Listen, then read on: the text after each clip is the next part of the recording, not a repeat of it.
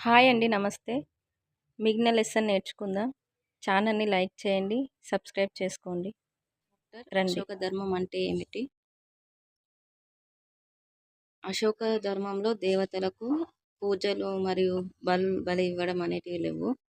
ఇంకా ఎట్లా అంటే ఇందులో ఒక తండ్రి తన పిల్లలకి ఎలాగైతే నేర్పుతాడో అట్లనే ధర్మం గురించి ప్రజలకు బోధించాలని అనుకున్నాడు. అశోకుడు బుద్ధిని బోధనల ద్వారా ప్రభావితమయ్యాడు. ఇతన్ని అనేక సమస్యలు వేధించాయి. అంటే సామ్రాజ్యంలో ప్రజలు అనేక మతాలను పాటించడం, వాళ్ళ మధ్య గొడవలు జరగడం, జంతువులను బలి ఇవ్వడం, మళ్ళా బానిసలను, సేవకులను వేధించడం, మళ్ళీ ఇవే కాకుండా కుటుంబాలలో ఇరుగు పొరుగు వారితో గొడవలు జరగడం, ఇటువంటి సమస్యలన్నిటి నుంచి సమస్యలను పరిష్కరించాలంటే ధర్మమే సరైన మార్గం అని అశోకుడు అనుకున్నాడు. దీనికోసం ఈ దమ్మ మహమాత్రులు అనే అధికారులను నియమించి వారు రాజ్యంలోని వివిధ ప్రాంతాలకు వెళ్ళి ప్రజలకు ధర్మ ప్రచారం చేయాలని నియమించిండు. అంతేకాకుండా అశోకుడు తన సందేశాలను శాసనాల రూపంలో రాళ్లపైన, స్తంభాలపైన చెక్కించాడు. చదువు రాని వాళ్ళకు కూడా వాటి గురించి తెలియాలని ఈ అధికారులు చదివి వినిపించాలని కూడా వాళ్ళను ఆదేశించారు. ఇంకా తన ధర్మాన్ని వేరే సుదూర ప్రాంతాలైన సిరియా, ఈజిప్టు, గ్రీసు, శ్రీలంక కూడా వ్యాప్తి చేయడానికి రాయబారులను పంపించిండు. ఇంకా రోడ్లను నిర్మించడం, బావులను తవ్వించడం, సత్రాలను కట్టించడం, ఇవన్నీ చేసిండు. ఇంకా ఇవే కాకుండా మనుషులకే కాక జంతువులకు కూడా వైద్య సదుపాయాలు అనేటివి అశోకుడు ఏర్పాటు చేశాడు. ఈ ప్రజలను ఉద్దేశించి అశోకుడు ఏమైనా సందేశం ఇచ్చిండంటే, జబ్బు పడినప్పుడు, పెళ్ళిళ్ళు జరిపేటప్పుడు, పిల్లలు పుట్టినప్పుడు, ప్రయాణం మీద బయలుదేరేటప్పుడు ప్రజలు అనేక ఆచారాలను పాటిస్తారు కదా. ఈ ఆచారం వల్ల ఎటువంటి ప్రయోజనం ఉండదు. వాటికి బదులు ఇతర పద్ధతులు పాటిస్తే ఉపయోగకరంగా ఉంటుంది. ఆ పద్ధతులు ఏమంటే, బానిసలు మరియు సేవకులతో సౌమ్యంగా వ్యవహరించడం, పెద్దలను గౌరవించడం, అన్ని జీవుల పట్ల దయతో ఉండడం, బ్రాహ్మణులకు, సన్యాసులకు కానుకలు ఇవ్వడం, తమ మతాన్ని పొగడటం, ఇతరుల మతాన్ని విమర్శించడం రెండు తప్పే. ప్రతి ఒక్కరు ఇతరుల మతాన్ని గౌరవించాలి. తమ మతాన్ని పొగిడి ఇతరుల మతాన్ని విమర్శించేవారు తమ మతానికి తీవ్ర హాని చేస్తారు. అందుకే ఇతర మతాల ముఖ్యమైన అంశాలను తెలుసుకొని వాటిని గౌరవించడం అనేది మనం నేర్చుకోవాలి అనేసి అశోకుడు ప్రజలకు సందేశాన్ని కూడా ఇస్తాడు. ఇంకా ఇవే కాకుండా మనకు దక్కన్లో రాజ్యాలు, సామ్రాజ్యాలు ఏవంటే, మౌర్యులు దక్కన్ను జయించిన నాటికంటే ఈ గోదావరి నది నుంచి కృష్ణా, తుంగభద్ర నది లోయ వరకు చాలా ప్రాంతాలలో గ్రామాలు, చిన్న పట్టణాలు ఉండేవి. వాటిలో ఆనాటికే ఇంత తయారు చేసిన వస్తువులను, ఇతర వస్తువులను అమ్మేవారు. కొన్ని ప్రాంతాల్లో బంగారు గన్నుల నుంచి బంగారం తీసి ఆభరణాలు తయారు చేసి, మిగతా ప్రాంతాల వరకు కూడా బంగారం తీసి ఆభరణాలు తయారు చేసేటోళ్ళు. ఇంకా మిగతా ప్రాంతాలు ఎట్లుండేవి అంటే అడవులుగా ఉండేటివి. ఈ అడవులలో ఏముంటుంది, వేట, ఆహార సేకరణదారులు, పశుపాలకులు చిన్న చిన్న ఆవాస ప్రాంతాల్లో నివసిస్తూ ఉండేవారు. ఇంకా బహుశా ఈ పుట్టుక, వివాహం వంటి వాటితో దగ్గర బంధుత్వం కలిగిన ప్రజల సమూహాలు ఈ ప్రాంతాలలో ఉండేటివి. ఇలా సంబంధాలు ఉన్న వాళ్ళు ఏం చేసేవాళ్ళు అంటే, ఇట్లా సంబంధాలు అంటే వాళ్ళు ఒక దగ్గర పుట్టడం, లేకపోతే వాళ్ళు వివాహం చేసుకుని ఇదంతా ఒక సమూహం అయిపోతుంది కదా, వాళ్ళని తెగ అని పిలిచేవాళ్ళు. ఈ బృందాలలో ముఖ్యమైన వారు బలమైన నాయకులుగా ఉండి నాయకత్వం వహించేవారు. క్రమేపీ వాళ్ళు వాళ్ళ సంపదను పెంచుకున్నారు. అదే తెగ ప్రాంతానికి కూడా బలవంతులై తెగ ప్రాంతాన్ని కూడా పాలించారు. ఈ మౌర్య సామ్రాజ్య పతనం తర్వాత తెగ నాయకులు అనేటి చిన్న రాజులుగా అవతరించారు. వారిలో శాతవాహనులు. ఈ శాతవాహనుల రాజ్యం నర్మదా నది నుంచి కృష్ణా, గోదావరి డెల్టా ప్రాంతాల వరకు విస్తరించి విశాల సామ్రాజ్యాన్ని వీళ్ళు ఏర్పాటు చేసుకున్నారు. శాతవాహనులో గౌతమపుత్ర శాతకర్ణి, వశిష్ఠపుత్ర పులోమావ, యజ్ఞశ్రీ శాతకర్ణి అనే వాళ్ళు గొప్ప రాజులు. వీళ్ళు సుమారు 2000 సంవత్సరాల క్రితం 200 సంవత్సరాల పాటు మనకు పాలన కొనసాగింది వీరిది. కొంతమంది రాజులు కృష్ణానది తీరాన గల అమరావతి దగ్గర ఉన్న ధాన్య కటకాన్ని రాజధానిగా చేసుకొని పాలించారు. కొంతమంది రాజులేమో ఏంటిది, కృష్ణానది తీరంలో గల అమరావతి దగ్గర ఉన్న ధాన్య కటకాన్ని రాజధానిగా పాలిస్తే, మరికొంతమంది గ్రామ పెద్దలు, చిన్న రాజులను కూడా వారి ఆధీనంలో తెచ్చుకున్నప్పటికీ వారి పరిపాలనలో శాతవాహనులు జోక్యం చేసుకునేవారు కాదు. అయితే అమరావతి దగ్గర ఉన్న ధాన్య కటను రాజధానిగా చేసుకొని వీళ్ళు పాలించారు. ఇంకా అంతేకాకుండా పరిపాలనలో శాతవాహనులు గ్రామ పెద్దలను, చిన్న రాజులను వారి ఆధీనంలో తెచ్చుకున్న వాళ్ళని వీళ్ళు ఏమనేవాళ్ళు అన్నట్టు. వాళ్ళను వాళ్ళ పాలన వాళ్ళని చేసుకొని ఇచ్చేవాళ్ళు. చాలామంది గృహపతులు, వారి కుటుంబంలోని మహిళలు, వ్యాపారస్తులు అమరావతి, బట్టిప్రోలు, వడ్లమాను మొదలైన చోట్ల బౌద్ధ ఆరామాలు, స్తూపాలు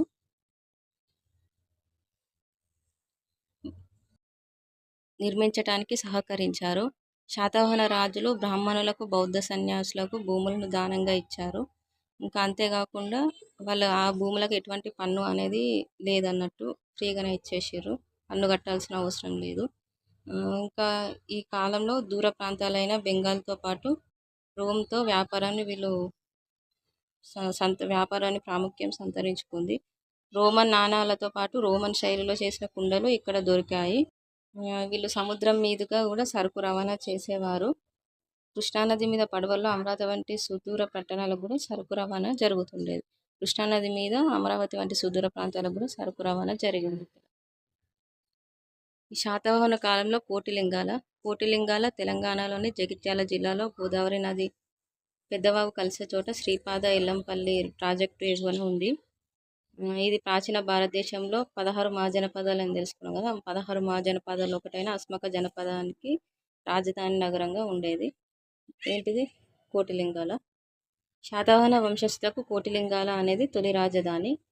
అక్కడ జరిగిన తవ్వకాలలో శాతవాహనుల ముందు కాలానికి చెందిన మరియు శాతవాహనుల ఇక్ష్వాకుల కాలానికి చెందిన వెండి నాణాలు, విలువైన మట్టి పాత్రలు, పింగాణి పాత్రలు పెద్ద మొత్తంలో బయలుపడ్డాయి. ఇంకా అంతేకాకుండా ఇటుక బట్టీలు అంటాం కదా, బట్టి ఇటుకలతో చుట్టూ గోడ నిర్మించిన గుండ్రని బావి కూడా ఇక్కడ బయలుపడింది. శాతవాహన వంశస్థాపకుడైన శ్రీముఖుడు, ఇప్పుడు శాతవాహన వంశస్థాపకుడు శ్రీముఖుడు తర్వాత పాలకుడైన కనుహ, శాతకర్ణి కాలానికి చెందిన ఎన్నో నాణాలు కూడా బయలుపడ్డాయి. శాతవాహన వంశస్థాపకుడు శ్రీముఖుడు తర్వాత కనుహ తర్వాత శాతకర్ణి. వీళ్ళు ఆ కాలానికి సంబంధించిన ఎన్నో నాణాలు ఇక్కడ బయలుపడ్డవి. కోటిలింగాలలో అనేక ద్వారములు గల మట్టి కోట, 4 వైపుల బురుజులు మనకు కనిపిస్తుంటాయి. అంతేకాకుండా రాష్ట్రంలో ఫణిగిరి, నేలకొండపల్లి, కొండాపూర్, ధూళికట్ట, పెద్దబంకూర్, కీసరగుట్టలలో కూడా మనం బౌద్ధ స్తూపాలు, విహారాలు, చైత్యాలు అనేటివి మనకి ఇక్కడ బయటపడ్డాయి. ఇక్కడ కొంతమంది నాయకులు చిన్న రాజులుగా ఎలా ఎదిగారు అని అది నేర్చుకుందాం. కర్ణాటకలోని బళ్ళారి జిల్లాలో మేకధోని గ్రామంలో లభించిన శిలాశాసనం. ఈ మేకధోని గ్రామంలో లభించింది కాబట్టి దీన్ని మేకధోని శాసనం అంటారు. ఈ శాసనంలో ఎట్లుందంటే శాతవాహన కాలం నాటి శిలాశాసనంగా దీన్ని భావిస్తున్నారు. శాతవాహనుల రాజు శ్రీ పులోమావి 8వ సంవత్సరం పాలనలో అతడి మహాసేనాపతి స్కందనాగ జనపదంలోని శాతవాహన జిల్లాలో కుమారదత్త అధిపతిగా ఉన్న వేపుర గ్రామంలో కాంత తెగకి చెందిన సంహ అనే గహపతి ఈ చెరువును తవ్వించాడు. అంటే ఆ చెరువు దగ్గర వేసిన శాసనం అంటూ. ఈ చెరువును ఎవరు తవ్వించారు అంటే వాళ్ళంతా స్టోరీ ఇచ్చిండు. ఈ మనకు చిన్న క్వశ్చన్, వేపుర గ్రామంలో కాంత తెగకు చెందిన వాళ్ళు నివసించేవారు, దాని అధిపతి కుమారదత్త, ఇట్లా ఉందన్నట్టు ఆ శాసనంలో. ఈ శాతవాహనుల సామ్రాజ్యంలో తర్వాత ఇక్ష్వాకు సామ్రాజ్యం వచ్చింది. ఇక్ష్వాకులుగా రాజరిక బిరుదు పొంది వాళ్ళు రాజులయ్యారు. ఈ ఇక్ష్వాకు సామ్రాజ్యం కృష్ణానది తీరంలో నాగార్జున కొండకు దగ్గరలో విజయపురి రాజధానిగా వీళ్ళు పరిపాలన సాగింది. ముఖ్యమైన రాజులు శాంతమూలుడు, వీరపురుషదత్తుడు. వీళ్ళ దాంట్లో ఈ రాజులు ఇతర తెగల వారిని వివాహాలు చేసుకోవడం ద్వారా వివిధ తెగల పెద్దలను, చిన్న రాజులను కలిపే ప్రయత్నం చేశారు. అదే సమయంలో అశ్వమేధ యాగం, వాజపేయ యాగం లాంటివి చేసి కూడా బ్రాహ్మణులకు విరివిగా దాన ధర్మాలు చేశారు. రామాయణంలో రాముని వంశానికి చెందిన వారమని వీళ్ళు చెప్పుకుంటారు ఇక్ష్వాకులు. ఆసక్తికర విషయం ఏమిటంటే ఇక్ష్వాకు కుటుంబంలో మహిళలు అనేటోళ్ళేమో బౌద్ధ గురువులను ఆరాధిస్తూ బౌద్ధ ఆరామాలు, స్తూపాల నిర్మాణానికి అంటే నాగార్జున కొండ అధిక మొత్తంలో విరాళాలు ఇచ్చేవారు. వీరు నాగార్జున కొండలో అతిపెద్ద ఆరామ స్తూపం కూడా నిర్మించారు. భారత ఉపఖండంలోని కొన్ని ముఖ్యమైన సామ్రాజ్యాలు. కుషానులు 2000 సంవత్సరాలకు పూర్వం కుషానులు చైనా నుండి ఆఫ్ఘనిస్తాన్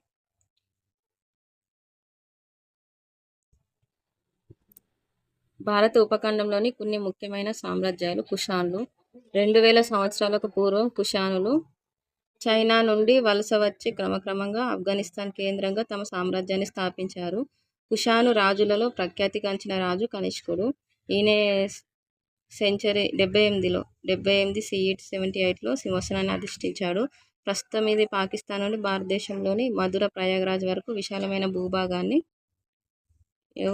మన కనిష్కుడు పరిపాలించాడు. ఆఫ్ఘనిస్తాన్లోని అతిపెద్ద ప్రాంతాలనే గాక యాక్సెస్ నది పరివాహక ప్రాంతం వరకు కూడా కుషానులు పరిపాలించారు. భారతదేశం, చైనా, ఇరాన్, రోమ్ దేశాలను కలిపి అతిపెద్ద వ్యాపార మార్గాలు చాలా సమర్థవంతంగా నిర్వహించారు. ఈ దేశాల మధ్య వ్యాపారం గొప్పగా వ్యాప్తి చెందిన యుగంగా వీరి కాలాన్ని అన్నట్టు మనం పరిగణిస్తారు. భారతదేశంలోని పట్టణ కేంద్రాలన్నింటిలో వ్యాపారం విస్తరించి తద్వారా బంగారం ప్రవహించింది.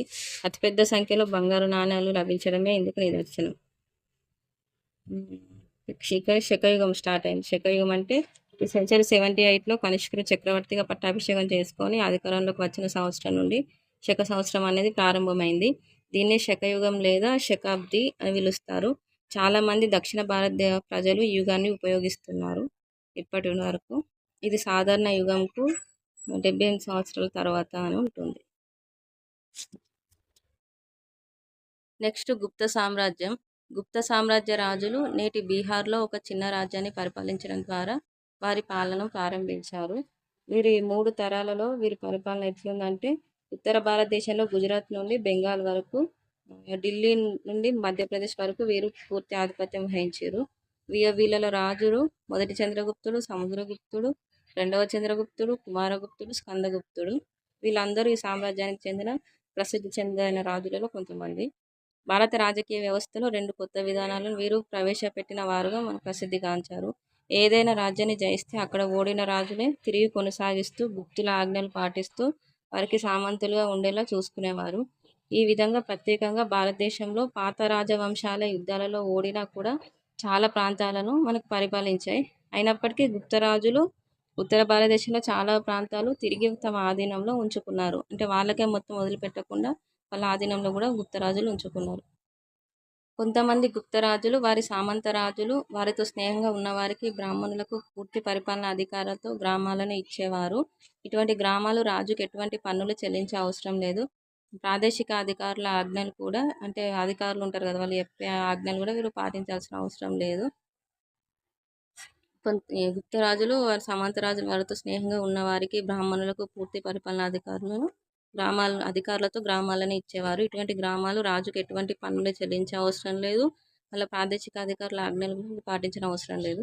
కనీసం వారు ఈ గ్రామాలలో వచ్చేది కూడా, అంటే వాళ్ళ గ్రామాలకు కూడా వాళ్ళు రాకపోదురు అన్నట్టు.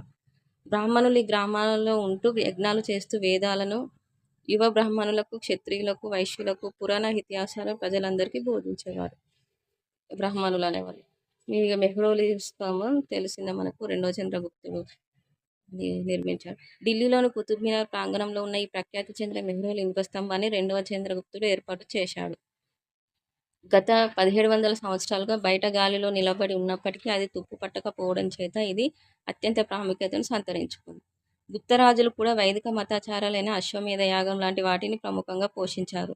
ఇదే కాక పౌరాణిక సాంప్రదాయాలను పాటిస్తూ ప్రత్యేకించి వైష్ణవ మరియు శైవ మతాలను పోషిస్తూ విష్ణువు, శివ, దుర్గామాతల అవతారాలకు సంబంధించిన దేవాలయాలను కూడా వీళ్ళు నిర్మించి వాటిలో నిత్య పూజలు, అంటే నిర్మించి వదిలిపెట్టకుండా వాటిలో నిత్య పూజలు జరిగేటట్లు కూడా వీళ్ళు చూశారు. గుప్తుల ఈ మతాచారాల పోషణ, యజ్ఞకర్తృలను మరియు శివ, విష్ణు, దుర్గామాతల అవతారాలైన స్థానిక దేవతలను పూజించే విధానంను, దేవాలయాలకు వెళ్ళి పూజలు నిర్వహించే విధానమును, బ్రాహ్మణులకు మాన్యాలు ఇవ్వడాన్ని బలపరిచింది. ఈ ఆచారాలే బ్రాహ్మణులకు మాన్యాలు ఇవ్వడం కూడా బలపరిచింది అని చెప్తూ, ఇదే కాక గుప్తుల జైన ఆలయాలు, సాంచి స్తూపం వంటి బౌద్ధ స్తూపాలకు కూడా నిధులను కేటాయించి వాటిని పోషించారు. గుప్తరాజులు వారి కాలంలో అనేక అందమైన దేవాలయాలు నిర్మించారు. ఏంటి అంటే మధ్యప్రదేశ్లోని దియోగర్, ఉదయగిరి, ఉత్తరప్రదేశ్లోని బిటర్గామ్, ఇరాన్లలోని నేటికి మనం గుప్తులు నిర్మించిన దేవాలయం చూడగలం.